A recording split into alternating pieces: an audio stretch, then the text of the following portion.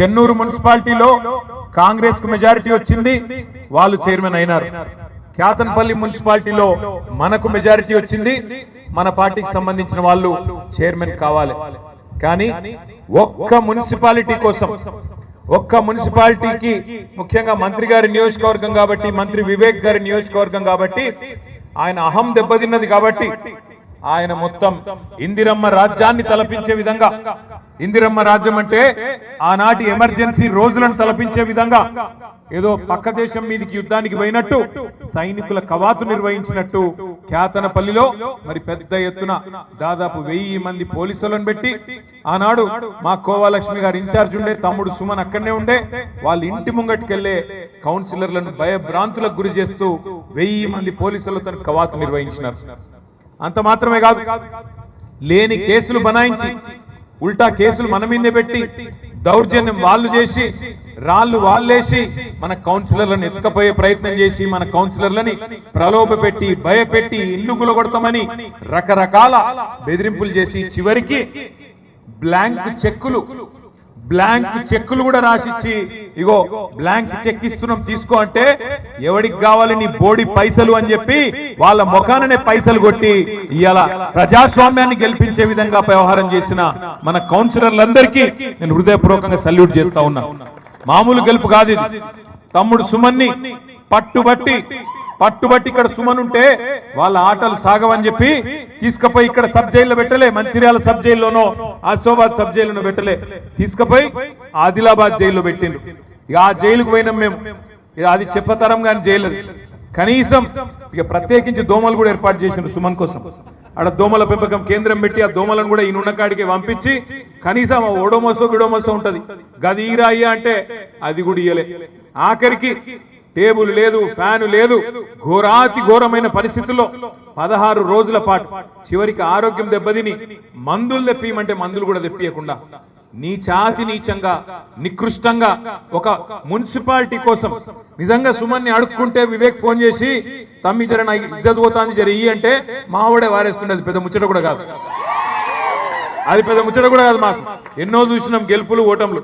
కానీ ఇట్లా నీచమైన పని చేసినందుకు మా తమ్ముడు కూడా మొండిగా జిద్దుగా, మేము పోయిన వాళ్ళందరికీ చెప్పిండు తమ్ముడు, జైలుకు పోతే ఆదిలాబాద్ జైలుకు పోతే మా అందరికి ధైర్యం చెప్పి ఏం చెప్పిండు తెలుసా, అన్నా నన్ను ఇక్కడ 16 రోజులు కాదు 20 రోజులు కాదు నేను ఉండమంటే ఇంకో సంవత్సరం ఉంటా, కానీ మీరు మా కౌన్సిలర్లకు ధైర్యం చెప్పండి, మా నాయకులకు ధైర్యం చెప్పండి, మా కార్యకర్తలకు ధైర్యం చెప్పండి, మీరు క్యాతన్పల్లి పోతారా లేకపోతే మా క్యాంపుకు పోతారా, పోయి వాళ్ళ మనోధైర్యాన్ని నింపండి అన్నా, వాళ్ళని కాపాడండి, ప్రజాస్వామ్యాన్ని కాపాడండి, ప్రజలిచ్చిన తీర్పును కాలరాసే ప్రయత్నం చేస్తున్న కాంగ్రెస్ ను ఖచ్చితంగా బుద్ధి చెప్పే విధంగా మీరు మా వాళ్ళలో ధైర్యం నింపండి అని కోరిండు తప్ప వేరేదేమి కోరలేదు. వాస్తవానికి ఈ రోజు ఈ రాష్ట్రంలో జరుగుతున్న అరాచక రాజకీయం ఒక క్యాతన్పల్లిలోనే కాదు, రాష్ట్రమంతటా ఇదే నికృష్టమైన రాజకీయం చేస్తా ఉన్నారు.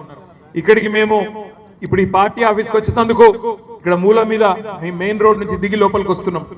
దివాకర్ రావు గారు చూపెట్టిండ్రు, అక్కడ కుడిదిక్కు ఒక బిల్డింగ్ కూలిపోయి ఉన్నది. ఎవలది బిల్డింగ్ అని అడిగిన నేను, ఎందుకు కూలగొట్టిండ్రు, ఎవలది ఏమైంది అన్న అంటే దివాకర్ రావు గారు చెప్తున్నారు, ఇది గవర్నమెంట్ ల్యాండ్ లో ఉంది అని చెప్పి, మరి ఆయన పేరేంది డి అన్నయ్య అనే ఒక సోదరుడు మన పార్టీకి మద్దతుదారుడుగా ఉండడని చెప్పి సింగరేణి కార్మికుడు ఆయన ఇల్లు మొత్తం 4 అంతస్తులో 3 అంతస్తులో మొత్తం కుప్పగులగొట్టిండ్రు. మరి ఎందుకు గులగొట్టిండ్రు అంటే అదంతా గవర్నమెంట్ ల్యాండ్ ఉందని గులగొట్టిండ్రు అన్నారు. పక్కన ఇళ్ళన్నీ మంచి కలకల్లాడుతున్నాయి, మరి వీటి సంగతి ఏంది అన్న, అవి కూలగొడతారట, అవి మాత్రం అట్లే ఉండాలన్నట, ఇది మాత్రం కూలగొడతారట. మీరు పోయేటప్పుడు మీరు కూడా చూడండి. అంటే ఇంత నీచమైన రాజకీయం. మన కౌన్సిలర్ గారు క్యాతన్పల్లిలో భూమాగౌడ్ గారు మన క్యాంప్ లో ఉంటే, ఈ భూమాగౌడ్ సాబ్ క్యాంప్ లో ఉంటే ఆయన ఇంటి మీదకి ఇక్కడ బుల్డోజర్ పంపించి కూలగొడతామని చెప్పి వచ్చి కొలతలు తీసుడు, బెదిరించుడు, నువ్వు రాకపోతే కాంగ్రెస్ పార్టీకి మద్దతు ఇవ్వకపోతే కూలగొడతామని ఆయనను బెదిరించుడు. ఎంత నికృష్టమైన రాజకీయం అంటే, మంత్రి గారు ఉన్నారు, ఎంపీ గారు ఉన్నారు కౌన్సిల్ హాల్లో, మన మహిళా కౌన్సిలర్లతో కాంగ్రెస్ కౌన్సిలర్లు వచ్చి అసభ్యంగా ప్రవర్తిస్తే చిరునవ్వులు చిందిస్తూ కూర్చున్నాడు తప్ప మంత్రి గారు ఎంపీ గారు కనీసం వాళ్ళని ఆపే ప్రయత్నం కూడా చేయలే. ఇంత గలీజ్ రాజకీయం, మన వాళ్ళ చేయిలు పట్టుకోవడం, మన వాళ్ళతో అసభ్యంగా ప్రవర్తించడం, ఇంత నికృష్టమైన రాజకీయం చేసి మరి వాళ్ళు ఏం సాధిస్తాం అనుకుంటున్నారో నాకైతే అర్థం కావట్లేదు. ఒకటి మాత్రం పక్కా, మొన్న ముఖ్యమంత్రి గారు ఇప్పుడే మా అనిల్ జాదవ్ గారు చెప్పినట్టు ఉమ్మడి ఆదిలాబాద్ జిల్లాలోని బోత్ నియోజకవర్గానికి వచ్చిండు. అక్కడ ఆయన మాట్లాడిన మాటలు ఒక్కసారి మీరు వినండి. ఏమంటాడు ఆయన? ఎంత పెద్ద కండలు తిరిగిన పైల్వాన్ అయినా 3 నెలల పిల్లలు ఉట్టియలేడు కదా, 9 నెలలు పడుతుంది కదా అంటాడు ముఖ్యమంత్రి గారు. ఒక ముఖ్యమంత్రి నోట్లోకి వెళ్ళి రావాల్సిన మాట నేను ఇది. 3 నెలలకు పిల్లలు ఉంటారని మాకు తెలియదా? ప్రజలకు తెలియదా? రైతులకు తెలియదా? మా తమ్ముళ్ళకు తెలియదా? మహిళలకు తెలియదా? ఈ రాష్ట్రంలో వృద్ధులకు తెలియదా? 3 నెలలు కాదు కదా, నువ్వే చెప్తీవు కదా.